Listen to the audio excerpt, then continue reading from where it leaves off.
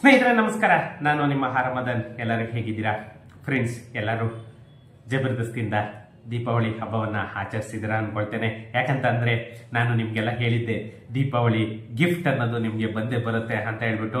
ಅದೇ ರೀತಿ ನಮ್ಮ ಕರ್ನಾಟಕ ಸರ್ಕಾರ ಗಿಫ್ಟ್ ಅನ್ನ ಕಳಿಸ್ಕೊಟ್ಟಿದೆ. ಏನ್ ಗೊತ್ತಾ, ಎಲ್ಲ ಗ್ರಾಮೀಣ ರೂರಲ್ ರೆವೆನ್ಯೂ ಸೈಟ್ಗಳಿಗೆ, ಮನೆಗಳಿಗೆ, ಎಲ್ಲ ಪ್ರಾಪರ್ಟಿಗಳಿಗೂ ಕೂಡ ಈ ಖಾತಾ ಅನೌನ್ಸ್ ಆಗೋಗಿದೆ. ಹೇಳ್ತಾ ಇದ್ರಿ ನೀವು, ಸರ್ ಆಗಲ್ಲ ಅದು ಸುಮ್ಮನೆ ಅನೌನ್ಸ್ ಮಾಡ್ತಾರೆ ಸರ್, 1.5 ವರ್ಷದಿಂದ ಬರೀ ಕತೆ ಹೇಳ್ತಾ ಇದ್ದಾರೆ, ಇದು ಆಗದೆ ಇರೋ ಕೆಲಸ ಅಂತ ಹೇಳ್ತಾ ಇದ್ರಿ. ಬಟ್ ಈ ಸಾರಿ ಖಂಡಿತ ಅಷ್ಟೆಲ್ಲಕ್ಕೂ ಹೋಗಿಲ್ಲ. ಆಲ್ರೆಡಿ ಅಧಿಕೃತವಾಗಿ ಅಧಿಸೂಚನೆ ಕೂಡ ಬಂದಾಗಿದೆ. ಫ್ರೆಂಡ್ಸ್, ನನ್ನ ಡಿಸ್ಕ್ರಿಪ್ಷನ್ ಅಲ್ಲಿ ಒಂದು ವಾಟ್ಸ್ಆಪ್ ಲಿಂಕ್ ಹಾಕಿರ್ತೀನಿ. ಯಾರೆಲ್ಲ ನಂದು ಹಾರಮದನ್ ರಿಯಲ್ ಎಸ್ಟೇಟ್ ಎಕ್ಸ್ಪರ್ಟ್ ಅನ್ನೋ ಗ್ರೂಪಿಗೆ ಯಾರೆಲ್ಲ ಸೇರ್ಕೋಬೇಕು, ನಿಮ್ಗೆ ಆ ಗ್ರೂಪ್ ನ ಲಿಂಕ್ ಕೂಡ ಹಾಕಿರ್ತೇನೆ. ಮತ್ತೆ ಅದಕ್ಕಿಂತ ಇಂಪಾರ್ಟೆಂಟ್ ಆರ್ಡರ್ ಕಾಪಿ ಕೂಡ ಹಾಕಿರ್ತೀನಿ. ಏನ್ RDPR ಇಂದ ಏನಾಗಿದೆ, ರೂರಲ್ ಡೆವಲಪ್ಮೆಂಟ್ ಪಂಚಾಯತ್ ರಾಜ್ ಯೋಜನೆಯಿಂದ ಏನು ನಿಮ್ಗೆ ಅಧಿಸೂಚನೆ, ಆರ್ಡರ್, ಸರ್ಕ್ಯುಲರ್ ಅಂತ ಏನ್ ಹೇಳ್ತೀವಿ ಆಗಿದೆ, ಅದು ಕೂಡ ನಾನು ಲಿಂಕ್ ಅನ್ನ ಹಾಕಿರ್ತೀನಿ. ಯಾರಿಗೆ ಬೇಕೋ ಸುಮಾರು 46 ಪೇಜ್ ಇದೆ, ಅದು ಕೂಡ ಡೌನ್ಲೋಡ್ ಮಾಡ್ಕೊಳ್ಳಿ. ಹಾಗೇನೆ ನನ್ನ ಗ್ರೂಪ್ಗೆ ಸೇರ್ಕೋಬೇಕು ಅನ್ನೋರು ಕೂಡ ಲಿಂಕ್ ಹಾಕಿರ್ತೇನೆ. ನೀವೇನೇನೆ ನನ್ನ ಗ್ರೂಪಿಗೆ ಜಾಯಿನ್ ಆಗ್ಬೋದು. ಇದು ಕೂಡ ನಾನು ಡಿಸ್ಕ್ರಿಪ್ಷನ್ ಅಲ್ಲಿ ಹಾಕಿರ್ತೀನಿ. ಫ್ರೆಂಡ್ಸ್, ಇದಕ್ಕಿಂತ ಮುಂಚೆ ಇನ್ನು ನನ್ನ ಚಾನಲ್ ಅನ್ನು ಯಾರೆಲ್ಲ ಸಬ್ಸ್ಕ್ರೈಬ್ ಮಾಡ್ಕೊಂಡಿರಲಿ, ಪ್ಲೀಸ್ ಸಬ್ಸ್ಕ್ರೈಬ್ ಮಾಡ್ಕೊಳ್ಳಿ. ಹಾಗೇನೆ ನನ್ನ ವಿಡಿಯೋಸ್ ಅನ್ನ ಶೇರ್ ಮಾಡಿ. ಯಾಕಂತಂದ್ರೆ ನೀವು ಸಪೋರ್ಟ್ ಮಾಡಿಲ್ಲ ಅಂತಂದ್ರೆ ನಾವು ಹೆಚ್ಚಿನ ವಿಡಿಯೋಸ್ ಮಾಡೋದಕ್ಕೆ ಆಗೋದಿಲ್ಲ. ಯಾಕಂತಂದ್ರೆ ದಿನೇ ದಿನೇ ನಮ್ಗೆ ಯಾವ ತರ ಅಂತಂದ್ರೆ ಬರ್ಡನ್ ಅನ್ನೋದು ಒಂದು ಜಾಸ್ತಿ ಆಗ್ತಾ ಹೋಗುತ್ತೆ. ನೀವ್ ಯಾವ ತರ ಸಪೋರ್ಟ್ ಮಾಡ್ತೀರಾ ಅದು ಆಟೋಮೆಟಿಕ್ ನಮ್ಗೆ ಬರ್ಡನ್ ಅನ್ನೋದೊಂದು ಕಡಿಮೆ ಆಗುತ್ತೆ. ಯಾಕಂದ್ರೆ ನಾವು ಫ್ರೀ ಟೈಮ್ ಅಲ್ಲಿ ಈ ತರ ಒಂದು ಅವೇರ್ನೆಸ್ ಅನ್ನೋದೊಂದು ಕ್ರಿಯೇಟ್ ಮಾಡಬೇಕು ಅಂತಂದೇಳಿ ನಾನು ಮಾಡ್ತಿರೋದು. ನಾನು ಯಾವುದೇ ತರ ಎಕ್ಸ್ಪೆಕ್ಟೇಷನ್ ಅನ್ನೋದು ಒಂದು ಇದಿಲ್ಲ. ಫ್ರೆಂಡ್ಸ್, ಇರ್ಲಿ, ನಾವು ಮಾತಾಡ್ತಾ ಹೋದ್ರೆ ಮಾತಾಡ್ತಾ ಇರ್ತೀವಿ. ವಿಷಯಕ್ಕೆ ಬರೋಣ. ಇವತ್ತು ಈ ನಮ್ಮ ರೆವೆನ್ಯೂ ಸೈಟ್ಗಳಿಗೆ ಖಾತಾ ಸ್ಟಾರ್ಟ್ ಆಗಿದೆಯಲ್ವಾ, ಅದು ಯಾವ್ಯಾವ ಪ್ರಾಪರ್ಟಿಗಳಿಗೆ ಮತ್ತೆ ಏನೇನು, ಯಾವ ರೀತಿ, ಯಾವ್ಯಾವ್ದು ಡಾಕ್ಯುಮೆಂಟ್ ಬೇಕು, ಏನೇನು ಬೇಕು, ಮತ್ತೆ ಏನೆಲ್ಲ ದರ ನಿಗದಿ ಆಗಿದೆ, ಅದೆಲ್ಲವುದ್ರ ಬಗ್ಗೆನೇನೆ ಸಂಪೂರ್ಣವಾಗಿ ಈ ವಿಡಿಯೋದಲ್ಲಿ ತಿಳ್ಕೊಳ್ಳೋಣ. ಯಾರು ಕೂಡ ನಾನು ಕೊನೆವರೆಗೂ ಸ್ಕಿಪ್ ಮಾಡಕ್ ಹೋಗ್ಬೇಡಿ. ವಿಡಿಯೋನ ಸ್ಕಿಪ್ ಮಾಡಿದ್ರೆ ನಿಮ್ಗೆ ಖಂಡಿತ ಅರ್ಥ ಆಗಲ್ಲ. ವಿಡಿಯೋನ ಕೊನೆವರೆಗೂ ನೋಡಿ. ಯಾಕಂತಂದ್ರೆ ದಿನ ಬೆಳಗಾಯ್ತು ಅಂತಂದ್ರೆ ಈ ಕಾಮಿಡಿ, ಅವು ಇವು ಎಂಟರ್ಟೈನ್ಮೆಂಟ್ ಅನ್ನೋದು ಗಂಟೆಗಟ್ಟಲೆ ನೋಡ್ತೀರಾ. ಅದರಿಂದ ನಿಮಗೆ ಪ್ರಯೋಜನ ಅಂತೂ ಖಂಡಿತ ಇಲ್ಲ. ಇಂಥ ವಿಡಿಯೋಸ್ ಆದ್ರೂ ಕೂಡ ಒಂದು 10 ನಿಮಿಷ ಡೈಲಿ, ಒಂದು 10 ನಿಮಿಷ ಫ್ರೀ ಮಾಡ್ಕೊಂಡು ನೋಡಿ. ಯಾಕಂತಂದ್ರೆ ನಿಮ್ಗೂ ಕೂಡ ಸ್ವಲ್ಪ ಬೇಸಿಕ್ ನಾಲೆಡ್ಜ್ ಅನ್ನೋದೊಂದು ಬರುತ್ತೆ. ನಾಳೆ ಒಬ್ಬರ ಮೇಲೆ ನೀವು ಡಿಪೆಂಡ್ ಆಗ್ಬೇಕು ಅನ್ನೋದು ಖಂಡಿತ ಇರಲ್ಲ. ಆದ್ರಿಂದ ಪ್ರತಿಯೊಬ್ಬರು ಕೂಡ ಕೊನೆವರೆಗೂ ವಿಡಿಯೋ ನೋಡಿ. ಈ ವಿಡಿಯೋ ಸ್ವಲ್ಪ ಲೆಂತ್ ಜಾಸ್ತಿ ಆಗ್ಬೋದು. ಯಾಕಂತಂದ್ರೆ ನಾನು ಸಂಪೂರ್ಣವಾಗಿ ಇದು 46 ಪೇಜ್ ಅಲ್ಲಿ ಏನೇನು ಇಂಪಾರ್ಟೆಂಟ್ ಅಂಶಗಳಿದೆ ಅದೆಲ್ಲವುದ್ರ ಬಗ್ಗೆ ಕೂಡ ನಿಮ್ಗೆ ತಿಳಿಸ್ಕೊಡ್ತೀನಿ. ಯಾಕಂತಂದ್ರೆ ಯಾವ ತರ ಪ್ರಾಪರ್ಟೀಸ್ಗೆ ಖಾತಾ ಆಗ್ತಾ ಇದೆ, ಮತ್ತೆ ಯಾವ ರೀತಿ ದರ ನಿಗದಿ ಆಗಿದೆ, ಮತ್ತೆ ನೀವೇನ್ ಪ್ರೊಸೀಜರ್ ಮಾಡಬೇಕು, ಮತ್ತೆ ಯಾವ ರೀತಿ ಡಾಕ್ಯುಮೆಂಟ್ ಅನ್ನ ನೀವು ಪ್ರಿಪೇರ್ ಮಾಡ್ಕೊಳ್ಬೇಕು, ಮತ್ತೆ ಎಲ್ಲಿ ಅಪ್ಲೈ ಮಾಡಬೇಕು, ಎಲ್ಲವುದ್ರ ಬಗ್ಗೆ ಕೂಡ ಈ ವಿಡಿಯೋದಲ್ಲಿ ಸಂಪೂರ್ಣವಾದ ಮಾಹಿತಿಯನ್ನ ಕೊಡ್ತೀನಿ. ಫ್ರೆಂಡ್ಸ್, ಟೈಮ್ ವೇಸ್ಟ್ ಮಾಡೋದು ಬೇಡ, ನಾವು ವಿಡಿಯೋಗೆ ಎಂಟರ್ ಆಗೋಣ. ಏನು ನಮ್ಮ ಅಧಿನಿಯಮ 1993 ಕರ್ನಾಟಕ ಅಧಿನಿಯಮ ಸಂಖ್ಯೆ 14 ಪ್ರಕಾರ ಯಾವ್ಯಾವ ಪ್ರಾಪರ್ಟೀಸ್ ಇದ್ ಮಾಡ್ತಾ ಇದ್ದಾರೆ ಅಂತಂದ್ರೆ, ಅಧಿಭೋಗದಾರ ಅಂತಂದ್ರೆ ಯಾವುದೇ ಕಟ್ಟಡ ಅಥವಾ ಖಾಲಿ ಭೂಮಿಯನ್ನ ಅದರ ಮಾಲೀಕನಾದ ಪ್ರಾಪರ್ಟಿ ಮಾಲೀಕನಿಂದ ಚಾಲ್ತಿಯಲ್ಲಿರುವಂತಹ ಕಾನೂನಿಗೆ ಅನುಗುಣವಾಗಿ ಬಾಡಿಗೆ ಅಥವಾ ಗುತ್ತಿಗೆ ಅಥವಾ ಬಾಡಿಗೆ ರಹಿತವಾಗಿ ಬಳಸುತ್ತಿರುವ ಅಥವಾ ಅನುಭವದಲ್ಲಿ ಇರುವಂತಹ ಮತ್ತೆ ಅದಕ್ಕೆ ತಗಲುವ ಬಾಡಿಗೆಯನ್ನು ನಿಬಂಧನೆಗೆ ಒಳಪಟ್ಟು ಪಾವತಿಸುತ್ತಿರುವ ವ್ಯಕ್ತಿಯನ್ನ ಒಳಗೊಂಡಿರತಕ್ಕದ್ದು. ಮತ್ತೆ ಕೈಗಾರಿಕಾ ಕಟ್ಟಡ, ಯಾವುದೇ ಒಂದು ಕೈಗಾರಿಕಾ ಪ್ರದೇಶ ಆಗಿರ್ಬೋದು, ಅದನ್ನ ಅವರು ಇಂಡಸ್ಟ್ರಿಯಲ್ ಕನ್ವರ್ಷನ್ ಮಾಡಿಸ್ಕೊಂಡಿದ್ರೆ ಅದಕ್ಕೂ ಕೂಡ ಖಾತಾ ಸಿಗುತ್ತೆ. ಮತ್ತೆ ಕೃಷಿ ಆಧಾರಿತ ಉತ್ಪಾದನಾ ಘಟಕಗಳ ಕಟ್ಟಡ, ಏನು ಈ ನಮ್ಮ ಅಗ್ರಿಕಲ್ಚರ್ಗೆ ಸಂಬಂಧಪಟ್ಟಂತೆ ಏನು ಈ ಎಕ್ಸಾಂಪಲ್ಸ್ ನಮ್ಮ ಕೃಷಿ ಉಪಕರಣಗಳಾಗಬಹುದು, ಅವು ಎಲ್ಲದಕ್ಕೂ ಕೂಡ ಇದರಲ್ಲಿ ಅಪ್ಲಿಕೇಬಲ್ ಆಗುತ್ತೆ.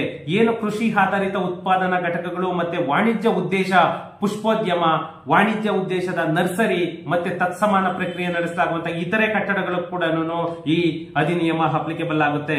ಮತ್ತೆ ಕೋಷ್ಟಕ ಅಂದ್ರೆ ನಿಯಮಗಳಿಗೆ ಲಗತ್ತಿಸಿರುವಂತಹ ಕೋಷ್ಟಕ ಕೂಡ ಈ ಆರ್ಡರ್ ಕಾಪಿಯಲ್ಲೇನೆ ಇದಾಗಿದೆ. ಮತ್ತೆ ಖಾಲಿ ಜಮೀನು ಅಂದ್ರೆ ವಸತಿ, ವಾಣಿಜ್ಯ, ವಸತಿ ಏತರ, ಕೈಗಾರಿಕೆ, ಇತರ ಉದ್ದೇಶ ಮತ್ತೆ ಪಾರ್ಕಿಂಗ್ ಪ್ರದೇಶ, ಮತ್ತೆ ಸ್ಟಾಕ್ ಯಾರ್ಡ್, ಮತ್ತೆ ರನ್ವೇಗೆ ಬಳಸುವಂತಹ ಜಾಗಗಳು, ಇದೆಲ್ಲ ಕೂಡ ಈ ಆರ್ಡರ್ ಅಲ್ಲೇನೆ ನಿಮ್ಗೆ ಕ್ಲಿಯರ್ ಕಟ್ ಆಗಿ ಮೆನ್ಷನ್ ಮಾಡಿದ್ದಾರೆ. ಯಾಕಂತಂದ್ರೆ ಅದೆಲ್ಲದಕ್ಕೂ ಕೂಡ ಟ್ಯಾಕ್ಸಸ್ ವೇರಿಯೇಷನ್ ಆಗುತ್ತೆ, ಇದು ಇಂಪಾರ್ಟೆಂಟ್.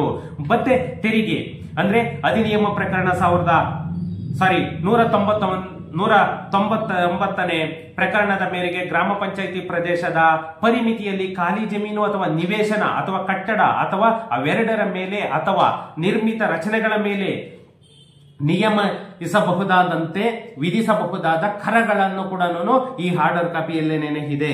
ನೀವು 1 ಅವರ್ ನೀವು ಫ್ರೀ ಮಾಡಿಕೊಂಡು ಈ ಹಾರ್ಡರ್ ಕಾಪಿಯನ್ನ ಸಂಪೂರ್ಣವಾಗಿ ಓದಿದ್ರೆ ನಿಮ್ಗೆ ಖಂಡಿತ ಅಟ್ಲೀಸ್ಟ್ ಬೇಸಿಕ್ ನಾಲೆಡ್ಜ್ ಆದ್ರೂ ಕೂಡ ಬರುತ್ತೆ. ಮತ್ತೆ ದರ ಏನು ಟ್ಯಾಕ್ಸ್ ಅಂತ ಹೇಳ್ತೀವಿ, ಇದು ಅಧಿನಿಯಮ ಪ್ರಕರಣ 199 2ರ ಉಪ ಪ್ರಕರಣದ ಮೇರೆಗೆ ಸರಬರಾಜು ಸೇವೆ ಏನು ಟ್ರಾನ್ಸ್ಪೋರ್ಟೇಷನ್ ಅಂತ ಏನ್ ಹೇಳ್ತೀವಿ, ಇದಕ್ಕೆ ನಿಯಮಿಸಬಹುದಾದಂತೆ ವಿಧಿಸಬಹುದಾದ ದರಗಳು ಕೂಡ ಇದರಲ್ಲಿ ಒಳಗೊಂಡಿದೆ. ನಮೂನೆ ಅಂತ ಅಂದ್ರೆ ಯಾವ ಇದರಲ್ಲಿ ಇದಾಗುತ್ತೆ ನಿಮ್ಗೆ ಮೀನ್ಸ್ 11A 11B ಅಥವಾ 9A ಯಾವುದು ಬರುತ್ತೆ. ಮತ್ತೆ ಅನುಬಂಧ, ಅದು ಅನೆಕ್ಷರ್ ಅಂತ ಏನ್ ಹೇಳ್ತೀವಿ ಅದು. ಮತ್ತೆ ನಿವೇಶನ, ಇವೆಲ್ಲ ಕೂಡ. ಮತ್ತೆ ನಿರ್ಮಿತ ಪ್ರದೇಶ ಅಂದ್ರೆ ನಿಗದಿತ ಪ್ರದೇಶ, ಯಾವುದಕ್ಕೆ ಇದು ಅಪ್ಲಿಕೇಬಲ್ ಆಗುತ್ತೆ, ಯಾವ ಪ್ರಾಪರ್ಟಿಗೆ, ಯಾವ ಜಾಗಕ್ಕೆ, ಯಾವ ಲೊಕೇಶನ್ಗೆ ಅಪ್ಲಿಕೇಬಲ್ ಆಗುತ್ತೆ ಅನ್ನೋದೊಂದು. ಇನ್ನೊಂದು ಇದು ಯಾವ ಪ್ರಕರಣ, ಅದೊಂದು ಇಂಪಾರ್ಟೆಂಟ್. ಮತ್ತೆ ಶುಲ್ಕ ಟ್ಯಾಕ್ಸ್ ಯಾವ ರೀತಿ ಆಗ್ತಾರೆ. ಮತ್ತೆ ಮಾಲೀಕತ್ವ ಯಾವ ರೀತಿ ಅಂದ್ರೆ ಯಾವುದೇ ಆಸ್ತಿ ಮೇಲೆ ಸಂಪೂರ್ಣ ಮಾಲೀಕತ್ವವನ್ನು ಹೊಂದಿರುವಂತಹ ಅಥವಾ ಇತರರ ಆಸ್ತಿಯ ಮಾಲೀಕರಿಂದ ಚಾಲ್ತಿಯಲ್ಲಿರುವಂತಹ ಕಾನೂನಿನ ಅನ್ವಯ ಆಸ್ತಿಯ ಮೇಲಿನ ಒತ್ತಡವನ್ನು ಪಡೆದ ಅಥವಾ ಯಾವುದೇ ಖಾಲಿ ಭೂಮಿ ಅಥವಾ ಕಟ್ಟಡದಲ್ಲಿ ತತ್ಕಾಲದಲ್ಲಿ ಬಾಡಿಗೆಯನ್ನು ಸ್ವೀಕರಿಸುತ್ತಿರುವ ಅಥವಾ ಸ್ವೀಕರಿಸಲು ಹಕ್ಕುಳ್ಳ ವ್ಯಕ್ತಿಯನ್ನು ಒಳಗೊಂಡಿರತಕ್ಕದ್ದು. ಅಂದ್ರೆ ಇದರಲ್ಲಿ ಸುಮಾರು ಇದೆ. For example sale deed, GPA registration, ಮತ್ತೆ ವಿಲ್ ಡೀಡ್, ಗಿಫ್ಟ್ ಡೀಡ್, ಈ ತರ ಇದು ಕೂಡ ಅಪ್ಲಿಕೇಬಲ್ ಆಗುತ್ತೆ. ಮತ್ತೆ ಯಾವ ವರ್ಷದಿಂದ ನಿಮ್ಗೆ ಟ್ಯಾಕ್ಸ್ ಅನ್ನೋದು ಅಪ್ಲಿಕೇಬಲ್ ಆಗುತ್ತೆ, ಯಾವ ವರ್ಷದಲ್ಲಿ ರಿಜಿಸ್ಟ್ರೇಷನ್ ಆಗಿರುವಂತಹ ಪ್ರಾಪರ್ಟಿಗಳಿಗೆ ನಿಮ್ಗೆ ಖಾತಾವನ್ನ ಕೊಡಬೇಕು. ಮತ್ತೆ ವಸತಿ ಕಟ್ಟಡಗಳು ಯಾವ್ಯಾವು, ಏನು ಮಾನವ ವಾಸಸ್ಥಳಕ್ಕಾಗಿ ಸಂಪೂರ್ಣವಾಗಿ ಬಳಸುವಂತಹ ನಿರ್ಮಿತ ಕಟ್ಟಡ, ಅಪಾರ್ಟ್ಮೆಂಟ್, ಫ್ಲಾಟ್, ವಿಲ್ಲಾಮೆಂಟ್, ಟೆನಂಟ್ ಆಕ್ಟ್, ಮತ್ತೆ ಗೇಟೆಡ್ ಕಮ್ಯುನಿಟಿ, ಮತ್ತೆ ರೇ ಹೌಸ್, ಬಹುಮಾಲಿಕತ್ವದ ಕಟ್ಟಡ, ಈಗ ಸುಮಾರು ವೇರಿಯೇಷನ್ ನಲ್ಲಿ ಇವರು ಟ್ಯಾಕ್ಸ್ ಅನ್ನ ಹಾಕ್ಲಿಕ್ಕೆ ಈ ಅಧಿಸೂಚನೆಯನ್ನ ಹೊರಡಿಸಿದ್ದಾರೆ. ಮತ್ತೆ ನಿಮ್ಗೆ ವಾಣಿಜ್ಯ ಕಟ್ಟಡಗಳು, ಏನು ವಾಣಿಜ್ಯ ಕಟ್ಟಡಗಳಂತ ಹೇಳ್ತೀವಿ, ವ್ಯಾಪಾರದ ಮಳಿಗೆ, ಉತ್ಪನ್ನಗಳ ಸಗಟು, ಚಿಲ್ಲರೆ ಮಾರಾಟ ಮಾಡುವಂತಹ ಕಟ್ಟಡ ಅಂದ್ರೆ ಅಂಗಡಿ, ಮಾರುಕಟ್ಟೆ, petrol bunk, gas filling station, restaurant, hotel, ಚಿತ್ರಮಂದಿರ, Kalyana Mantapa, canteen, coffee tea shop, bakery, ಹಾಲಿನ ಕೇಂದ್ರ, ice cream parlour, cool drinks, ಈ ತರ ಸುಮಾರು ಲಕ್ಷ ರೀತಿಯಲ್ಲಿ ಅಪ್ಲಿಕೇಬಲ್ ಆಗುವಂತಹದ್ದು ಅಂತ ಅಂದ್ರೆ ಪ್ರತಿಯೊಂದು ಪ್ರಾಪರ್ಟಿಗೂ ಕೂಡ ಟ್ಯಾಕ್ಸ್ ವೇರಿಯೇಷನ್ ಬರುತ್ತೆ. ಇದರಿಂದ ಈ ಅಧಿಸೂಚನೆಯಲ್ಲಿ ಪ್ರತಿಯೊಂದು ಕೂಡ ಇವರು ಮೆನ್ಷನ್ ಮಾಡಿದ್ದಾರೆ ನೋಡಿ. ರೆಸಾರ್ಟ್ ಮತ್ತೆ ಹೋಮ್ ಸ್ಟೇ ಅಂದ್ರೆ ರಾಜ್ಯ ಸರ್ಕಾರದ ಪ್ರವಾಸೋದ್ಯಮ ನಿಯಮದಡಿ ವ್ಯಾಖ್ಯಾನಿಸಿದ ರೆಸಾರ್ಟ್ ಮತ್ತೆ ಹೋಮ್ ಸ್ಟೇಗಳಿಗೂ ಕೂಡ ಸಪರೇಟ್ ಟ್ಯಾಕ್ಸ್ ಮತ್ತೆ ಖಾತಾ ಸಿಗುತ್ತೆ. ವಸತಿಯೇತರ ಕಟ್ಟಡಗಳು ಅಂತಂದ್ರೆ ವಸತಿಯೇತರ ಉದ್ದೇಶಕ್ಕಾಗಿ ಬಳಸಲಾಗುವ ವೃತ್ತಿಪರ ಅಥವಾ ಇತರ ಸೇವಾ ಸೌಲಭ್ಯಗಳನ್ನು ಒದಗಿಸುವಂತಹ ಸರ್ಕಾರೇತರ ಕಟ್ಟಡಗಳು ಅಂದ್ರೆ ಶಾಲೆಗಳು, ಕಾಲೇಜುಗಳು, ಶೈಕ್ಷಣಿಕ ಸಂಸ್ಥೆಗಳು, ಸಮುದಾಯ ಭವನಗಳು, ಸರ್ಕಾರಿ ಸಂಘಗಳು, ಈ ತರ ಪ್ರತಿಯೊಂದು ಗವರ್ನಮೆಂಟ್ ಆಧಾರಿತ ಕಟ್ಟಡಗಳಿಗೂ ಕೂಡ ಇದು ಅಪ್ಲಿಕೇಬಲ್ ಆಗುತ್ತೆ. ಮತ್ತೆ ಸ್ವತ್ತಿನ ಮೂಲ ಮೌಲ್ಯ, ಏನು ಗವರ್ನಮೆಂಟ್ ವ್ಯಾಲ್ಯೂ, ಆ ಪ್ರಾಪರ್ಟಿ ವ್ಯಾಲ್ಯೂ ಅಂತ ಹೇಳ್ತೀವಿ, ಅದರ ಮೇಲೂ ಕೂಡ ಇವರು ಅಪ್ಲಿಕೇಬಲ್ ಮಾಡ್ಕೊಳ್ತಾ ಇದ್ದಾರೆ. ಯಾಕಂತಂದ್ರೆ ಈ ಮೂಲ ಮೌಲ್ಯ ಏನಿದೆ, ಈ ಮೂಲ ಮೌಲ್ಯದಿಂದಲೇನೆ ಇವರು ಇವಾಗ ಬಿ ಖಾತಾದಿಂದ ಎ ಖಾತಾಗೆ ಕನ್ವರ್ಟ್ ಮಾಡೋದಕ್ಕೂ ಕೂಡ ಅದರ ಮೇಲೆ ಚಾರ್ಜಸ್ 5% ಅಂತ ಏನ್ ಮಾಡಿದ್ದಾರೆ, ಅದೇ ರೀತಿ ಕೂಡ ಇಲ್ಲೂ ಕೂಡ ಇವರು ಗಿಮಿಕ್ ಅನ್ನ ಮಾಡ್ತಾ ಇದ್ದಾರೆ. ಖಾತಾ ಅಂತಂದ್ರೆ ಗ್ರಾಮ ಪಂಚಾಯಿತಿಯ ಸ್ವತ್ತು ತೆರಿಗೆ ರಿಜಿಸ್ಟರ್ ನಲ್ಲಿ ತೆರಿಗೆ ಸಂಗ್ರಹಣೆ ಉದ್ದೇಶಕ್ಕಾಗಿ ಸಂಗ್ರಹಿಸಲಾದಂತಹ ಸ್ಥಿರ ಸ್ವತ್ತಿನ ದಾಖಲೆ ಖಾತಾ. ಏನು ನಾವು ಖಾತಾ ಅಂತ ಹೇಳ್ತೀವಿ, ಈ ಖಾತಾ ಯಾವ ರೀತಿ ನಾವು ಇದ್ ಮಾಡಬೇಕು. ಮತ್ತೆ ಧಾರ್ಮಿಕ ಕಟ್ಟಡಗಳು ಅಂದ್ರೆ ಸಾರ್ವಜನಿಕ ಪ್ರಾರ್ಥನೆಗೆ ಮುಕ್ತವಾದಂತಹ ದೇವಸ್ಥಾನ, ಚರ್ಚು, ಮಸೀದಿ, ಗುರುದ್ವಾರ, ಬೌದ್ಧ ವಿಹಾರ, ಮಜಾರ್ ಇತ್ಯಾದಿಗಳಂತಹ ಧಾರ್ಮಿಕ ಕಟ್ಟಡಗಳಿಗೂ ಕೂಡ ಇದಾಗಿದೆ. ಯಾಕಂದ್ರೆ ಈ ನಮ್ಮ ಕರ್ನಾಟಕ ಸರ್ಕಾರ ಯಾವ್ಯಾವ ಪ್ರಾಪರ್ಟಿಗಳಿಗೆ ಏನೇನ್ ಮಾಡ್ತಾ ಇದ್ದಾರೆ ಪ್ರತಿಯೊಂದು ಕೂಡ ಈ ಆರ್ಡರ್ ಕಾಪಿಯಲ್ಲಿ ನಿಮ್ಗೆ ಮೆನ್ಷನ್ ಅನ್ನ ಆಗಿದೆ. ಗ್ರಾಮ್ ಠಾಣಾ ಮೋಜಣಿಗೆ ಒಳಪಡಿಸದ ಅನ್ಸರ್ವೇಡ್, ನಿಮ್ಗೆ ಸರ್ವೆ ನಂಬರ್ ಯಾವುದು ಕೂಡ ಇದಕ್ಕೆ ಬರೋದಿಲ್ಲ. ಅಂತಹ ಪ್ರಾಪರ್ಟಿ ಏನು ಇರುತ್ತೆ, ವಿಲೇಜ್ ಲಿಮಿಟ್ ಒಳಗಡೆ ಏನಿರುತ್ತೆ, ವಾಸದ ನಿವಾಸಗಳನ್ನ ಹೊಂದಿರುವಂತಹ ಅಥವಾ ಹೊಂದಿದ್ದ ಅಥವಾ ಗ್ರಾಮದ ಗಡಿ ರೇಖೆಯೊಳಗಿನ ಜನವಸತಿ ಪ್ರದೇಶವನ್ನು ಕೂಡ ಇವರು ಗುರುತಿಸ್ತಾ ಇದ್ದಾರೆ. ಅದರ ಪ್ರಕಾರನೇ ಇವರು ಟ್ಯಾಕ್ಸ್ ಅನ್ನು ಕೂಡ ಹಾಕ್ಲಿಕ್ಕೆ ಇದ್ ಮಾಡ್ಕೊಳ್ತಾ ಇದ್ದಾರೆ. ಮತ್ತೆ ಏಕ ನಿವೇಶನ ಅಂದ್ರೆ ವ್ಯವಸಾಯೇತರ ಉದ್ದೇಶಕ್ಕಾಗಿ ಭೂ ಪರಿವರ್ತನೆಯಾಗಿ ಯೋಜನಾ ಪ್ರಾಧಿಕಾರದಿಂದ ವಿಶ್ವಾಸ ಅನುಮೋದನೆಯಾದಂತಹ ಜಾಗಗಳು ನಿಮ್ಗೆ ಪ್ರತಿಯೊಂದು ಕೂಡ ಈ ಆರ್ಡರ್ ಕಾಪಿಯಲ್ಲಿ ಇದೆ. ಏನು ಈ ಆರ್ಡರ್ ಕಾಪಿಯಲ್ಲಿ ನಾವು ಫ್ರೆಂಡ್ಸ್ ಇದರಲ್ಲಿ ಒಂದು ಮುಖ್ಯವಾದಂತಹ ವಿಷಯ ಏನಂತ ಅಂದ್ರೆ, ಈ ನಮ್ಮ ಕರ್ನಾಟಕ ಸರ್ಕಾರ ಏನು ಅಧಿಸೂಚನೆಯನ್ನ ಹೊರಡಿಸಿದೆ ಅದರಲ್ಲಿ ತೆರಿಗೆ ದರ, ಫೀಸು ಯಾವ ರೀತಿ ವಿಧಿಸಬೇಕು ಅದಕ್ಕೆ ಸಂಬಂಧಪಟ್ಟಂತೆ ಈ ಅಧಿಸೂಚನೆಯಲ್ಲೂ ಕೂಡ ಮೆನ್ಷನ್ ಅನ್ನ ಮಾಡಿದ್ದಾರೆ. ಯಾಕಂತಂದ್ರೆ ಪ್ರತಿಯೊಂದು ಗ್ರಾಮ ಪಂಚಾಯಿತಿನೂ ನಿಯಮಿಸಲಾದಂತೆ ಯಾವುದೇ ತೆರಿಗೆ ದರ ಅಥವಾ ಶುಲ್ಕಗಳನ್ನು ವಿಧಿಸುವ ಬಗ್ಗೆ ಕ್ರಮಗಳನ್ನ ಖಂಡಿತ ಅನುಸರಿಸಲೇಬೇಕು. ಏನು ಸಂಬಂಧಪಟ್ಟಂತೆ ನಮ್ಮ ಗ್ರಾಮ ಪಂಚಾಯಿತಿ ಅಧಿನಿಯಮ 199B ಮತ್ತೆ 199C ಅಂತಂದೇಳಿ ಏನು ಲಾಸ್ಟ್ ಟೈಮ್ ಏನೇ ಒಂದು ಕಾನೂನನ್ನ ಮಾಡಿತ್ತು, ಅದರ ಪ್ರಕಾರನೇ ಗ್ರಾಮ ಪಂಚಾಯಿತಿಯಲ್ಲಿ ಟ್ಯಾಕ್ಸ್ ಅನ್ನ ತಗೊಳ್ಬೇಕು. ಅದಕ್ಕೆ ಮೀರಿ ಯಾವುದೇ ರೀತಿಯ ಟ್ಯಾಕ್ಸ್ ಅನ್ನ ತಗೊಳ್ಬಾರ್ದು. ಮತ್ತೆ ನಮ್ಮ ಗ್ರಾಮ ಸ್ವರಾಜ್ ಮತ್ತೆ ಪಂಚಾಯತ್ ರಾಜ್ ಅಧಿನಿಯಮ 2025ರ ಪೂರ್ವದಲ್ಲಿ ನಿವೇಶನಗಳಿಗೆ ಸಂಬಂಧಿಸಿದಂತೆ ಕ್ರಯಪತ್ರ ಮತ್ತೆ ಕಟ್ಟಡಗಳ ಸಂದರ್ಭದಲ್ಲಿ ಏನು ಸಂಬಂಧಿಸಿದಂತೆ ಎಸ್ಕಾಂನಿಂದ ಶಾಶ್ವತವಾಗಿ ವಿದ್ಯುತ್ ಸಂಪರ್ಕ ಪಡೆದ ದಿನಾಂಕ ಪೂರ್ಣಗೊಂಡ ದಿನಾಂಕವೆಂದು ಪರಿಗಣಿಸಿ ಅಥವಾ ದಿನಾಂಕ 25/2/2016ರಿಂದ ಇವುಗಳಲ್ಲಿ ಯಾವುದು ನಂತರವೋ ಆ ಕಟ್ಟಡಗಳಿಂದ ಬಾಕಿ ತೆರಿಗೆಯನ್ನ ತಂತ್ರಾಂಶದಲ್ಲಿ ತೆರಿಗೆ ಲೆಕ್ಕಾಚಾರ ಮಾಡುವ ಮೂಲಕ ಆಸ್ತಿಗಳನ್ನ ತೆರಿಗೆ ವ್ಯಾಪ್ತಿಗೆ ಒಳಪಡಿಸತಕ್ಕದ್ದು. ಅಂತಂದ್ರೆ ನಿಮ್ಗೆ ನಿಯರ್ಲಿ ಏನಿಲ್ಲ ಅಂತಂದ್ರೂ ಕೂಡ 2016ರಿಂದ ಈ ಬಿಲ್ಡಿಂಗ್ ಗಳಿಗೆಲ್ಲ ಇದ್ ಮಾಡ್ಕೊಳ್ತಾ ಇದ್ದಾನೆ. ಈ ಸಮೀಕ್ಷೆ ಪ್ರಕಾರ ಹೊಸದಾಗಿ ತೆರಿಗೆ ವ್ಯಾಪ್ತಿಗೆ ಒಳಪಡುವ ಆಸ್ತಿಗಳ ವಿವರಗಳನ್ನ ಗ್ರಾಮ ಪಂಚಾಯಿತಿ ತನ್ನ ಸೂಚನಾ ಫಲಕದಲ್ಲಿ ಮತ್ತೆ ತಾಲೂಕ್ ಪಂಚಾಯಿತಿಯ ಸೂಚನಾ ಫಲಕದಲ್ಲಿ ಮತ್ತೆ ತಾಲೂಕ್ ಕಚೇರಿ, ಗ್ರಾಮ ಪಂಚಾಯಿತಿಯ ಗ್ರಂಥಾಲಯ ಮತ್ತೆ ಗ್ರಾಮದ ಪ್ರಮುಖ ಸಾರ್ವಜನಿಕ ಸ್ಥಳಗಳಲ್ಲಿ ಪ್ರಕಟಿಸಬೇಕು. 7 ದಿನಗಳ ಕಾಲಾವಕಾಶವನ್ನ ನೀಡಿ ಆಕ್ಷೇಪಣೆ ಅಥವಾ ಸಲಹೆಗಳನ್ನು ಕೂಡ ಆಹ್ವಾನ ಮಾಡಬೇಕು. ಮತ್ತೆ ಏನು ಈ ಮೇಲಿನ ಉಪನಿಯಮ 5ರಲ್ಲಿ ಸ್ವೀಕರಿಸಲಾದಂತಹ ಆಕ್ಷೇಪಣೆ ಮತ್ತೆ ಸಲಹೆಗಳನ್ನ ಹಿರಿಯ ಪಂಚಾಯಿತಿ ಅಭಿವೃದ್ಧಿ ಅಧಿಕಾರಿ, ಏನು ಸೀನಿಯರ್ PDO ಮತ್ತೆ ಪಂಚಾಯತ್ ಅಭಿವೃದ್ಧಿ ಅಧಿಕಾರಿ ಏನಿರ್ತಾರೆ ಅವರ ಉಪಸ್ಥಿತಿಯಲ್ಲಿ ದಾಖಲೆಗಳೊಂದಿಗೆ ಸ್ಥಳ ಪರಿಶೀಲಿಸಿ ಮತ್ತೆ ಏನು ಪಂಚಾಯಿತಿ ಅಧ್ಯಕ್ಷರಿರ್ತಾರೆ ಆ ಅಧ್ಯಕ್ಷರ ಅನುಮೋದನೆಯೊಂದಿಗೆ ತೆರಿಗೆಗೆ ಒಳಪಡಿಸತಕ್ಕದ್ದು. ಯಾಕಂತಂದ್ರೆ ಇಲ್ಲಿ ಯಾವುದೇ ಆಂಗಲ್ ಅಲ್ಲೂ ಕೂಡ ನೀವು ತಪ್ಪಿಸ್ಕೊಳ್ಳಿಕ್ಕಂತೂ ಆಗಲ್ಲ.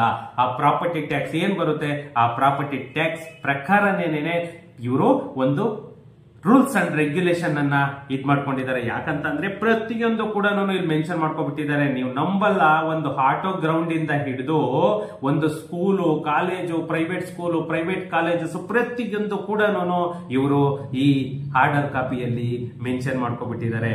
ಅದರಿಂದ ಯಾವುದೇ ಆಂಗಲ್ ಅಲ್ಲೂ ಕೂಡ ನಮ್ಮ ಪ್ರಾಪರ್ಟಿ ಹಂಗಿಲ್ಲ ಹಿಂಗಿಲ್ಲ ಅಂತಂದೇಳಿ ನಾವು ಏನು ಮಾಡೋದಕ್ಕಾಗಲ್ಲ. ಫ್ರೆಂಡ್ಸ್, ಏನು ಈ ಅಧಿನಿಯಮ ಪ್ರಕರಣ 199 ಅಡಿಯಲ್ಲಿ ಆಸ್ತಿಗಳಿಗೆ ತೆರಿಗೆಯನ್ನ ಯಾವ ರೀತಿ ವಿಧಿಸ್ತಾರೆ ಅಂತ ನೋಡೋದಾದ್ರೆ, ಕಟ್ಟಡಗಳು ಮತ್ತೆ ಭೂಮಿಯ ಮೇಲಿನ ತೆರಿಗೆಯನ್ನ ಯಾವ ರೀತಿ ವಿಧಿಸೋದು ಅಂತಂದ್ರೆ, ಅಧಿನಿಯಮ ಪ್ರಕರಣ 199 ಉಪ ಪ್ರಕರಣ 1 ಅಡಿಯಲ್ಲಿ ವಸತಿ, ವಾಣಿಜ್ಯ, ಕೈಗಾರಿಕಾ ಕಟ್ಟಡಗಳು, ಭೂಮಿ ಮತ್ತೆ ಅವೆರಡರ ಮೇಲೆ, ವಸತಿಯೇತರ ಕಟ್ಟಡಗಳು ಮತ್ತೆ ಭೂಮಿಯ ಮೇಲೆ ಅಥವಾ ಅವೆರಡರ ಮೇಲೆ ಕೃಷಿ ಆಧಾರಿತ ಉತ್ಪಾದನಾ ಘಟಕಗಳು ಮತ್ತೆ ಕಟ್ಟಡಗಳ ಮೇಲೆ ಮತ್ತೆ ಭೂವರ್ತಿತ ಖಾಲಿ ಜಮೀನು, ಖಾಲಿ ನಿವೇಶನಗಳ ಮೇಲೆ ತೆರಿಗೆಯನ್ನು ಸ್ವತ್ತಿನ ಬಂಡವಾಳ ಮೌಲ್ಯದ ಆಧಾರದಲ್ಲಿ ನಿಗದಿಪಡಿಸಿರುವಂತೆ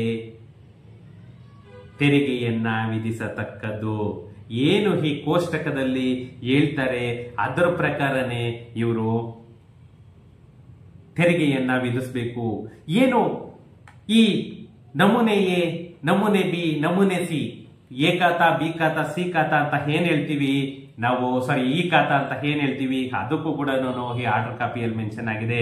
ಗ್ರಾಮ ಪಂಚಾಯಿತಿಯಲ್ಲಿ ನಿರ್ವಹಿಸುತ್ತಿದ್ದಂತಹ ನಮೂನೆ 9, ನಮೂನೆ ಎ ಮತ್ತೆ 11A ಇವುಗಳಲ್ಲಿ ಕೆಳಕಂಡ ವರ್ಗೀಕರಣಗಳಲ್ಲಿ ನಿರ್ವಹಿಸಲಾಗುತ್ತಿದ್ದಂತಹ ಆಸ್ತಿಗಳನ್ನ ಸೇರಿಸುವುದಕ್ಕೆ ವಂಚಿತವಾಗಿ ಇನ್ನು ಮುಂದೆ ನಮೂನೆ ಎ ರಿಜಿಸ್ಟರ್ಡ್ ನಲ್ಲಿ ಸೇರಿಸಿ ನಿರ್ವಹಿಸತಕ್ಕದ್ದು.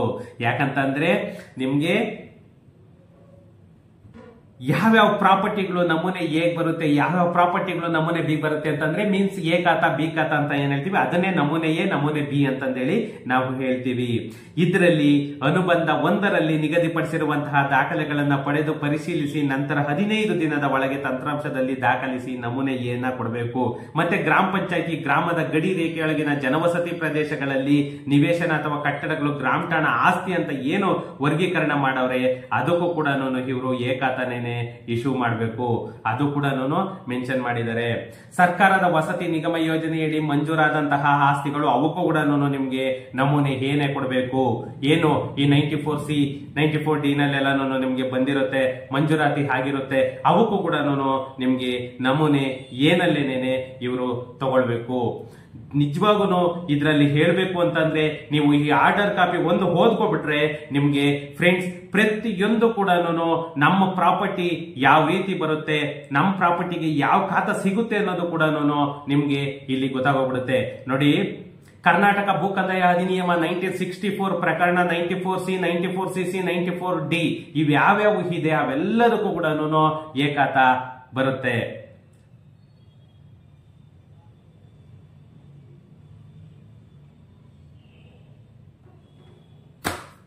ಅಲ್ಲ, ಒಟ್ಟಲ್ಲಿ ಫ್ರೆಂಡ್ಸ್ ಒಂದು ಲೇಟ್ ಆಗಿ ಬಂದ್ರು ಕೂಡ ನಮ್ಗೆ ಲೇಟೆಸ್ಟ್ ಆಗಿ ಬಂತು ಅಂತಲೇನೆ ನಾವು ಒಂದು ಖುಷಿಯನ್ನ ಪಡಬೇಕು. ಯಾಕಂದ್ರೆ ನಮ್ಮ ಕರ್ನಾಟಕ ಸರ್ಕಾರ ಒಂದು ಎಲ್ಲಾನು ಇದಕ್ಕೆ ಲೇಟ್ ಆಗಿರೋದು. ಯಾಕಂದ್ರೆ ನೋಡಿ, ಈ ಆರ್ಡರ್ ಕಾಪಿಯಲ್ಲೇನೆ ಯಾವ ರೀತಿ ಮೆನ್ಷನ್ ಮಾಡಿದ್ರೆ ಅಂದ್ರೆ ನಿಜವಾಗೂ ಇಮ್ಯಾಜಿನೇಷನ್ ಇಲ್ಲ.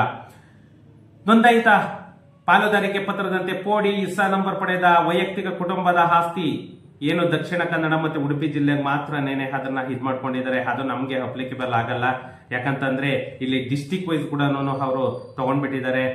ಹೊಸ ಬಡಾವಣೆ ಅನುಮೋದನೆ ಎ ರಿಜಿಸ್ಟರ್ಡ್ಗೆ ಆಸ್ತಿಗಳನ್ನು ಸೇರಿಸುವ ಪ್ರಕ್ರಿಯೆ ಏನು ನಿಮ್ದು ಹೊಸ ಲೇಔಟ್ಸ್ ಅನ್ನೋದು ಏನಿರುತ್ತೆ, ಹೊಸ ಲೇಔಟ್ಗಳಲ್ಲಿ ಸೈಟ್ಗಳು ತಗೊಂಡಿರ್ತಾರೆ ಅವಕ್ಕೂ ಕೂಡ ನಿಮ್ಗೆ ಎ ಖಾತಾ ಕೊಡೋದಕ್ಕೆ ಇದ್ ಮಾಡಿದ್ದಾರೆ.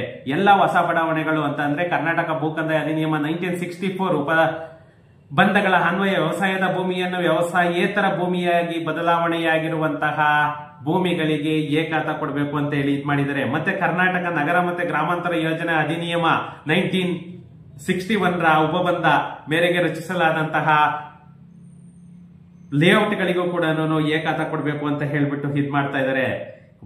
ನಿಜವಾಗೂ ರಿಯಲಿ ಅಪ್ರಿಸಿಯೇಟ್ ಮಾಡಬೇಕು. ಯಾಕಂತಂದ್ರೆ ಒಂದು ಗುಡ್ ನ್ಯೂಸ್ ಅಂತಲೇನೆ ಹೇಳ್ಬೇಕು. ಎಷ್ಟೋ ಪ್ರಾಪರ್ಟಿಗಳು ಒಂದು ನಿಂತೋಗ್ಬಿಟ್ಟಿತ್ತು, ಎಲ್ಲಾನು ರಿಜಿಸ್ಟ್ರೇಷನ್ ಆಗದೆ ಖಾತಾ ಆಗದೆ ಅನ್ನೋಕೆಲ್ಲನೂ ಕೂಡ ಇವಾಗ ಏನು ಪೆನಾಲ್ಟಿ ಏನು ಟ್ಯಾಕ್ಸ್ ಹಾಕ್ಬಿಟ್ಟು ಇದ್ ಮಾಡ್ಕೊಳ್ತಾ ಇದಾರೆ. ನಿಜವಾಗೂ ಒಂಥರ ಖುಷಿ ಪಡೋ ಅಂತದೇನೆ ವಿಷಯನೇನೆ. ಈ ನಾನು ಆರ್ಡರ್ ಕಾಪಿಯನ್ನ ಫ್ರೆಂಡ್ಸ್ ನಾನು ಇದ್ರಲ್ಲಿ ಹಾಕಿರ್ತೇನೆ, ಯಾವುದು ಡಿಸ್ಕ್ರಿಪ್ಷನ್ ಅಲ್ಲಿ ಲಿಂಕ್ ಹಾಕಿರ್ತೇನೆ. ಆ ಲಿಂಕ್ ಅನ್ನ ಇದ್ ಮಾಡ್ಕೊಂಡು ನೀವೆಲ್ಲರೂ ಕೂಡ ಕನ್ನಡದಲ್ಲೇ ಇದೆ, ಕನ್ನಡ ಖಂಡಿತ ಎಲ್ಲನೂ ಓದ್ಕೊಳ್ಳಿ. ಓದ್ಕೊಂಡ್ರೆ ನಿಮ್ಗೆ ನಿಮ್ಮ ಪ್ರಾಪರ್ಟಿಗೆ ಯಾವ್ಯಾವುದು ಬರುತ್ತೆ, ಯಾವ್ದು ಎ ಖಾತ ಬರುತ್ತಾ ಬಿ ಖಾತ ಬರುತ್ತಾ ಅನ್ನೋದು ಕೂಡ ನೀವು ಇಲ್ಲೇನೇನೆ ನೀವು ತಿಳ್ಕೊಳ್ಬಹುದು. ಮತ್ತೆ ಟ್ಯಾಕ್ಸ್ ವೈಸ್ ಇಷ್ಟೇ ಅಂತಂದು ಹೇಳ್ಬಿಟ್ಟು ಎಕ್ಸಾಕ್ಟ್ ಆಗಿ ಹೇಳಕ್ಕಾಗಲ್ಲ. ಯಾಕಂತಂದ್ರೆ ನಿಮ್ಗೆ ಇಲ್ಲಿ ಪ್ರಾಪರ್ಟಿ ಏನು ವರ್ಗೀಕರಣ ಮಾಡಿದ್ದಾರೆ ಅಂತಂದ್ರೆ ಟೈಪ್ಸ್ ಆಫ್ ಪ್ರಾಪರ್ಟೀಸ್ ಅಂತಂದೇಳಿ ಏನ್ ಹೇಳ್ತೀವಿ. ಯಾಕಂದ್ರೆ ಸುಮಾರು ರೀತಿ ಪ್ರಾಪರ್ಟಿಗಳಿದೆ. ಇನ್ನೊಂದು cellar, first floor, second floor violations ಏನಾದ್ರೂ ಇದೆಯಾ ಅದು ಕೂಡ ಇದ್ ಮಾಡಿದ್ದಾರೆ. ಮತ್ತೆ ವಿನಾಯಿತಿ ಕೂಡ ಕೊಟ್ಟಿದ್ದಾರೆ. ನಿಜವಾಗೂ ಇಲ್ಲಿ ಓದ್ತಾ ಇದ್ರೆ ಇದು 46 ಪೇಜಸ್ ಇದೆ. ನಾನು ವಿಡಿಯೋದಲ್ಲೆಲ್ಲ ಇದ್ ಮಾಡ್ಲಿಕ್ಕಾಗಲ್ಲ, ಯಾಕಂದ್ರೆ ಗಂಟೆ ಗಟ್ಟಲೆ ತಗೊಳುತ್ತೆ. ಅದರಿಂದ ನಾನು ಹಾರ್ಡರ್ ಕಾಪಿಯನ್ನ ಇದರಲ್ಲಿ ಮೆನ್ಷನ್ ಮಾಡಿರ್ತೇನೆ. ಎಲ್ಲರಿಗೂ ಕೂಡ ಒಂದು ಗುಡ್ ನ್ಯೂಸ್, ಎಲ್ಲರೂ ಖುಷಿ ಪಡಿ. ಎಲ್ಲರೂ ಖುಷಿ ಪಡೋದಕ್ಕಿಂತ ಮುಂಚೆ ನೀವು ಎಷ್ಟು ಬೇಗ ಆಗುತ್ತೆ ಅಷ್ಟು ಬೇಗ ಹೋಗ್ಬಿಟ್ಟು ನೀವು ಖಾತಾವನ್ನ ಮಾಡಿಸ್ಕೊಳ್ಳಿ. ಯಾಕಂದ್ರೆ ಇಲ್ಲೆಲ್ಲಾನು ದಂಡ ಕೂಡ ಯಾವ್ಯಾವ್ದಕ್ಕೆ ಇದಾಕ್ಬೇಕು ಅಂತಂದೇಳಿ ಗ್ರಾಮ ಪಂಚಾಯತಿ ಅಧ್ಯಕ್ಷರು ಮತ್ತೆ ಹಿರಿಯ ಪಂಚಾಯತಿ ಅಭಿವೃದ್ಧಿ ಅಧಿಕಾರಿ ಮತ್ತೆ ಪಂಚಾಯತಿ ಅಭಿವೃದ್ಧಿ ಅಧಿಕಾರಿ ಕರ್ನಾಟಕ ನಗರ ಮತ್ತೆ ಗ್ರಾಮಾಂತರ ಯೋಜನಾ ಅಧಿನಿಯಮ 1961 ಉಪಬಂಧಗಳನ್ನು ಉಲ್ಲಂಘಿಸಿ ಕರ್ನಾಟಕ ಗ್ರಾಮ ಸ್ವರಾಜ್ ಯೋಜನೆ ಮತ್ತೆ ತಿದ್ದುಪಡಿ ಅಧಿನಿಯಮ ಅಧಿಸೂಚನೆಯಾದಂತಹ ದಿನಾಂಕ ನಂತರ ಹೊಸ PID ಅಥವಾ ಖಾತಾವನ್ನ ಕಾನೂನು ಬಾಹಿರವಾಗಿ ನೀಡಿದ್ದಲ್ಲಿ ಅವಕ್ಕೆ ದಂಡಗಳನ್ನ ವಿಧಿಸಿ ಅಂತ ಕೂಡ ಹೇಳ್ತಾ ಇದ್ದಾರೆ. ಯಾವ್ಯಾವುದಕ್ಕೆ ಏನೇನು ಶುಲ್ಕ ಎಷ್ಟೆಷ್ಟು ಹಾಕಬೇಕು, ನೀರು ಸರಬರಾಜು ದರವನ್ನ ಯಾವ ರೀತಿ ವಿಧಿಸಬೇಕು, ಶುಲ್ಕಗಳನ್ನ ಯಾವ ರೀತಿ ವಿಧಿಸಬೇಕು, ಕಟ್ಟಡ ನಿರ್ಮಾಣ ಅನುಮತಿ ಮತ್ತೆ ಲೈಸೆನ್ಸ್ ಶುಲ್ಕವನ್ನ ಯಾವ ರೀತಿ ತಗೋಬೇಕು, ಕಾರ್ಖಾನೆ ನಿರ್ಮಾಣ ಮತ್ತೆ ಯಂತ್ರೋಪಕರಣ ಕೃಷಿ ಆಧಾರಿತ ಉತ್ಪಾದನಾ ಘಟಕ ಸ್ಥಾಪನೆಗೆ ಅನುಮತಿ ಶುಲ್ಕವನ್ನ ಯಾವ ರೀತಿ ವಿಧಿಸಬೇಕು, ವಾಣಿಜ್ಯ ವಸತಿಯೇತರ ವ್ಯವಹಾರ ಲೈಸೆನ್ಸ್ ಶುಲ್ಕವನ್ನ ಯಾವ ರೀತಿ ಕೊಡಬೇಕು, ಮತ್ತೆ ನಿರಾಕ್ಷೇಪಣಾ ಪತ್ರವನ್ನ ಯಾವ ರೀತಿ ಟ್ಯಾಕ್ಸ್ ಕೊಡಬೇಕು, ಈ ಸ್ವತ್ತು ಮತ್ತೆ ಬಾಪೂಜಿ ಸೇವಾ ಕೇಂದ್ರದ ಮೂಲಕ ನೀಡುವ ಸೇವಾ ಶುಲ್ಕವನ್ನು ಕೂಡ ಯಾವ ರೀತಿ ತಗೊಳ್ಬೇಕು ಅನ್ನೋದು ಕೂಡ ಕಾಲ ಕಾಲಕ್ಕೆ ಯಾವ ರೀತಿ ವಸೂಲಿ ಮಾಡಬೇಕು ಅನ್ನೋದು ಕೂಡ ಕೊಟ್ಟಿದ್ದಾರೆ. ಯಾಕಂತಂದ್ರೆ ಯಾವುದೇ ಆಸ್ತಿ ವಿವರಗಳ ವಹಿಯಲ್ಲಿ ಬದಲಾವಣೆ ಮ್ಯುಟೇಷನ್ ಶುಲ್ಕ ಯಾವ ರೀತಿ ತಗೊಳ್ಬೇಕು, ಮನೆಗಳಲ್ಲಿ ನೀರು ಸಂಪರ್ಕ ಕಲ್ಪಿಸಲು ಶುಲ್ಕವನ್ನ ಯಾವ ರೀತಿ ತಗೊಳ್ಬೇಕು, ಘನ ಮತ್ತೆ ದ್ರವ್ಯ ವ್ಯಾಜ್ಯ ನಿರ್ವಹಣಾ ಶುಲ್ಕವನ್ನ ಯಾವ ರೀತಿ ತಗೊಳ್ಬೇಕು, ಮತ್ತೆ ಸಂತೆ ಮಾರುಕಟ್ಟೆ ಸ್ಥಳಗಳಿಗೆ ವಿಧಿಸುವ ಶುಲ್ಕವನ್ನು ಯಾವ ರೀತಿ ತಗೊಳ್ಬೇಕು, ವಾಹನ ನಿಲ್ದಾಣ ಶುಲ್ಕ ಪಾರ್ಕಿಂಗ್ ಪ್ಲೇಸ್ಗೆ ಏನು ಇದೆ ಅದಕ್ಕೂ ಕೂಡ ಕನಿಷ್ಠ 50 ರೂಪಾಯಿ ಒಂದು ವಾಹನಕ್ಕೆ ಮತ್ತೆ 75 ರೂಪೀಸ್ ಗರಿಷ್ಠ, ಮತ್ತೆ ಕಾರು ಅಥವಾ ಲಘು ವಾಹನಗಳಿಗೆ 20 ರೂಪಾಯಿ ಮತ್ತೆ ಗರಿಷ್ಠ 30 ರೂಪಾಯಿ, ಮತ್ತೆ ದ್ವಿಚಕ್ರ ವಾಹನ ಮತ್ತೆ ತ್ರಿಚಕ್ರ ವಾಹನಗಳಿಗೆ 10 ಮತ್ತೆ 15 ರೂಪಾಯಿ ಅನ್ನೋ ತರ ಮಾಡಿದ್ದಾರೆ. ಮತ್ತೆ ಗ್ಯಾಸ್, ಪೆಟ್ರೋಲಿಯಂ ಇತರೆ ಪೈಪ್ಲೈನ್ ಹಾಕುವುದಕ್ಕಾಗಿ ಕೂಡ ಶುಲ್ಕವನ್ನ ಇದ್ ಮಾಡಿದ್ದಾರೆ. ಕಟ್ಟಡ ನಕ್ಷೆ ಏನು ನಾವು ಪ್ಲಾನ್ ಅಪ್ರೂವಲ್ ತಗೊಳ್ತೀವಿ ಅದಕ್ಕೂ ಕೂಡ ಇದ್ ಮಾಡಿದ್ದಾರೆ. ಮತ್ತೆ ಸ್ವಾಧೀನ ಪತ್ರ ತಗೊಂಡಿರ್ತೀವಲ್ಲ ಅದಕ್ಕೂ ಕೂಡ ಶುಲ್ಕವನ್ನ ಇದ್ ಮಾಡಿದ್ದಾರೆ. ಮತ್ತೆ ತೆರಿಗೆ ಲೇಟ್ ಆಗಿ ನಾವು ಯಾವುದಕ್ಕೆ ಪಾವತಿ ಮಾಡ್ತೀವಿ ಅವಕ್ಕೆ ದಂಡವನ್ನು ಕೂಡ ಏನು ಪೆನಾಲ್ಟಿ ಅಂತ ಹೇಳ್ತೀವಿ ಅದಕ್ಕೂ ಕೂಡ ಹಿಟ್ ಮಾಡಿದ್ದಾರೆ. ಸ್ಥಿರ ಸ್ವತ್ತಿನ ಪರಿಶೀಲನೆ ಏನು ಬಂದು ವಿಸಿಟ್ ಮಾಡ್ತಾರೆ ಅದಕ್ಕೂ ಕೂಡ ಶುಲ್ಕವನ್ನ ಇದ್ ಮಾಡಿದ್ದಾರೆ. ಮತ್ತೆ ಯಾವುದಕ್ಕೆ ನೋಟಿಸ್ ಅನ್ನ ಕಳಿಸಬೇಕು, ಯಾವುದಕ್ಕೆ ಆದೇಶವನ್ನ ಮಾಡಬೇಕು, ಯಾವುದಕ್ಕೆ ಜಪ್ತಿ ಮತ್ತೆ ಮಾರಾಟವನ್ನ ಮಾಡಬೇಕು, ಪ್ರತಿಯೊಂದು ಕೂಡ ನಿಮ್ಗೆ ಈ ಸರ್ಕ್ಯುಲರ್ ಅಲ್ಲಿ ಕ್ಲಿಯರ್ ಆಗಿ ಮೆನ್ಷನ್ ಆಗಿದೆ. ಮತ್ತೆ ಇದರಲ್ಲಿ ನೋಟಿಸ್ ಕೂಡ ಹಾಕಿದರೆ ಯಾವ ರೀತಿ ಬರುತ್ತೆ ಅಂತ ಹೇಳ್ಬಿಟ್ಟು, ಮತ್ತೆ ತೆರಿಗೆ ರೀತಿಯ ಸ್ವರೂಪ ಬಾಕಿ ಪುಸ್ತಕ ಕೂಡ ಇದರಲ್ಲೇನೆ ನಿಮ್ಗೆ ಯಾವ ರೀತಿ ಡೌನ್ಲೋಡ್ ಮಾಡ್ಕೊಂಡು ನೀವು ಅದನ್ನ ಫಿಲ್ ಮಾಡ್ಬಿಟ್ಟು ನೀವು ಅಲ್ಲೇನೇನೆ ಕೊಡ್ಬೋದು. ಇದರಲ್ಲೇ ಅಟ್ಯಾಚ್ ಕೂಡ ಆಗಿದೆ. ಅಬ್ಬಾ, ನಾನು 46 ಪೇಜ್ ಅಂದ್ಕೊಂಡೆ. 46 ಪೇಜಲ್ಲಿ ನಿಮ್ಗೆ ಎಲ್ಲ ಕೂಡ ಇದರಲ್ಲೇ ಇದೆ. ಪ್ರತಿಯೊಂದು ಏನೇನ್ ಡಾಕ್ಯುಮೆಂಟ್ ಬೇಕು, ನೀವು ಎಲ್ಲಿಗೆ ಹೋಗ್ಬೇಕು, ಏನ್ ಮಾಡಬೇಕು, ಯಾವ್ಯಾವ ಪ್ರಾಪರ್ಟಿಗೆ ಯಾವ ರೀತಿ ಇದಾಗುತ್ತೆ ನಿಮ್ಗೆ, ಮತ್ತೆ ಯಾವ ರೀತಿ ಏನೇನ್ ಡಾಕ್ಯುಮೆಂಟ್ ಬೇಕಾಗುತ್ತೆ ನಿಮ್ಗೆ. ನೋಡಿ, ಗ್ರಾಮ ಪಂಚಾಯಿತಿ ಮತ್ತೆ ವಿನ್ಯಾಸ ಅನುಮೋದಿತ ಆಸ್ತಿ ಅಂತ ಏನ್ ಹೇಳ್ತೀವಿ ಅದಕ್ಕೆ ನಿಮ್ಗೆ ಕಡ್ಡಾಯವಾಗಿ ವಿನ್ಯಾಸ ಅನುಮೋದನೆ ಮತ್ತೆ ನಿವೇಶನ ಬಿಡುಗಡೆ ಆದೇಶ ಪತ್ರ ಬೇಕು, ಮತ್ತೆ ಅನುಮೋದಿತ ವಿನ್ಯಾಸ ನಕ್ಷೆ ಬೇಕು, ಋಣಭಾರ ಏನು EC ಅಂತ ಹೇಳ್ತೀವಿ ಅದು ಬೇಕು, ಮತ್ತೆ ಸ್ಥಳೀಯ ಯೋಜನಾ ಪ್ರದೇಶದ ಹೊರಭಾಗದಲ್ಲಿರುವಂತಹ ಸಕ್ಷಮ ಪ್ರಾಧಿಕಾರದಿಂದ ದೃಢೀಕರಣ ಪತ್ರ ಕಡ್ಡಾಯವಾಗಿ ಬೇಕೇ ಬೇಕು. ಸೇಲ್ ಡೀಡು, ಪಿತ್ರಾರ್ಜಿತ ಆಸ್ತಿ ಅಥವಾ ಆಸ್ತಿ ವಿಭಜನೆ ಅಥವಾ ಗಿಫ್ಟ್ ಡೀಡು, ಮತ್ತೆ ಹಕ್ಕುಪತ್ರ, ಮತ್ತೆ ರಿಲೀಸ್ ಡೀಡು, ವರ್ಗಾವಣೆ ಪತ್ರ, ಸೆಟ್ಲ್ಮೆಂಟ್, ಮತ್ತೆ ಕೋರ್ಟ್ ಕಾಪಿ, ಇದರಲ್ಲಿ ಯಾವ್ದಾದ್ರೂ ಒಂದು ಇರಲೇಬೇಕು. ಮತ್ತೆ ಪಾಣಿ ಬೇಕೇ ಕೇಂದ್ರ ಸರ್ಕಾರ ಅಥವಾ ರಾಜ್ಯ ಸರ್ಕಾರ ಅಥವಾ ಸ್ಥಳೀಯ ಸಂಸ್ಥೆಗಳ ನಿವೇಶನ ಅಥವಾ ಕಟ್ಟಡಗಳಿಗೆ ಪಾಣಿ, ಪರಿತ್ಯಾಜ್ಯನ ಪತ್ರ ಮತ್ತೆ ಇತರೆ ದಾಖಲೆಗಳು ಅಂತ ಕೊಟ್ಬಿಟ್ಟಿದ್ದಾನೆ. ಮತ್ತೆ ಅದಕ್ಕೆ ಏನು ನಮ್ಮ ಭೂ ಸುಧಾರಣಾ ಅಧಿನಿಯಮ 1961 ಪ್ರಕಾರ ಕೊಟ್ಟಿರ್ತಾರೆ, ಅದಕ್ಕೆ ಸೇಲ್ ಡೀಡು, ಗಿಫ್ಟ್ ಡೀಡು ಇವೆಲ್ಲನೂ ಕಾಮನ್ನು, ಇಸಿ ಅದೆಲ್ಲನೂ ನಿಮ್ಗೆ ಇಲ್ಲಿ ಫ್ರೆಂಡ್ಸ್ ನಾನೆಲ್ಲ ಹಾಕಿದ್ದೀನಿ. ನೀವೆಲ್ಲ ಕೂಡ ಇದರಲ್ಲಿ ಏನೇನು ದಾಖಲೆಗಳು ಬೇಕು ಅನ್ನೋದು ಕೂಡ ನಾನು ಹಾಕಿದ್ದೇನೆ. ಅದೆಲ್ಲ ಕೂಡ ನೀವು ಡೌನ್ಲೋಡ್ ಮಾಡಿಕೊಂಡು ಅದ್ರ ಪ್ರಕಾರನೇ ನೀವು ಡಾಕ್ಯುಮೆಂಟ್ ಅನ್ನ ರೆಡಿ ಮಾಡ್ಕೊಳ್ಳಿ. ಏನು ನೋಡಿ, ನೋಂದಾಯಿತ ಪ್ರಮಾಣ ಪತ್ರ, ತೆರಿಗೆ ಪಾವತಿ ರಸೀದಿ, ವಿದ್ಯುತ್ ಬಿಲ್ಲು, RTC, ಭೂ ಪರಿವರ್ತಿತ ಆದೇಶ, ಋಣಭಾರ ಇಸಿ, ನೋಂದಾಯಿತ ಪ್ರಮಾಣ ಪತ್ರ, ರಿಜಿಸ್ಟ್ರೇಷನ್ ಡೀಟು, RTC. ಯಾಕಂದ್ರೆ ಇವೆಲ್ಲ ಕೂಡ ನಿಮ್ಗೆ ಅಪ್ರೂವಲ್ ಮಾತ್ರನೇ ಬರೋದು. ಮಿಟೇಷನ್ ಚೇಂಜ್ ಮಾಡ್ಕೋಬೇಕು ಪ್ರತಿಯೊಂದು ಫ್ರೆಂಡ್ಸ್ ಇದರಲ್ಲಿ ಹಾಕಿದ್ದೀನಿ. ಮತ್ತೆ ನಿಮ್ಗೆ ಈ ಕೋಷ್ಟಕ ಏನ್ ಬರುತ್ತೆ ಇದರಲ್ಲಿ ನಿಮ್ಗೆ ನಾನು ಹೇಳಿಲ್ವಾ ಅವಾಗೇನೆ ಇಷ್ಟೆಲ್ಲ ಮಾಡ್ತಾರೆ ಅಂತಂದ್ರೆ ನಿಮ್ಗೆ ಇಡಲ್ವಾ ಬಾಂಬು? ಇಟ್ಟವನೇ ನೋಡಿ ಇಲ್ಲಿ. ವಸತಿ, ವಾಣಿಜ್ಯ, ವಸತಿಯೇತರ ಕಟ್ಟಡ, ಕೃಷಿ ಆಧಾರಿತ ಉತ್ಪಾದನಾ ಘಟಕದ ಕಟ್ಟಡಗಳು ಮೌಲ್ಯಮಾಪನ ದ ಮೇಲೆ ಅಧಿನಿಯಮ 199ನೇ ಪ್ರಕರಣದ ಅನುಸೂಚಿ 4ರಂತೆ ವಿಧಿಸಬಹುದಾದಂತಹ ಶೇಕಡವಾರು ತೆರಿಗೆಯ ದರ. RCC, ಚಾವಣಿ, ಕಾಂಕ್ರೀಟು, ಇಟ್ಟಿಗೆ ಗೋಡೆ, ಮಾರ್ಬಲ್ಲು, ನೆಲಹಾಸು, ತೇಗದ ಮರದ ಕಿಟಕಿ ಬಾಗಿಲುಗಳು 0.10%, 0.50%, 0.40%, 0.30%. ಓಹೋ, ಇಲ್ಲಿ ಇಟ್ಟ ನೋಡಿ ಲಾಸ್ಟ್ಗೆ.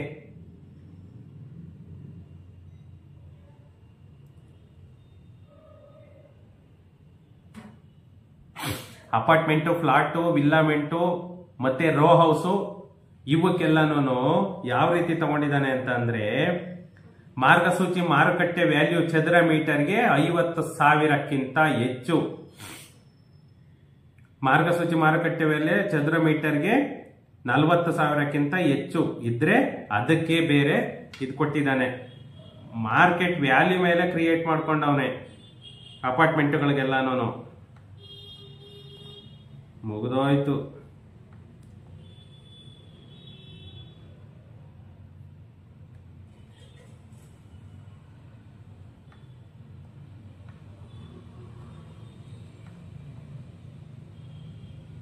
ಸಿಮೆಂಟ್ ಅಂದಕ್ಕೆ ಬೇರೆ, ತೇಗದ ಮರದ್ದು ಟೀಕ್ ವುಡ್ ಬಳಸಿದ್ರೆ ಅದಕ್ಕೂ ಕೂಡ ಬೇರೆ.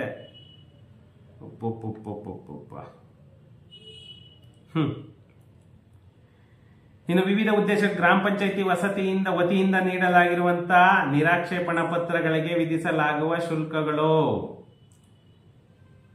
1750, 1500, 1250, 1000.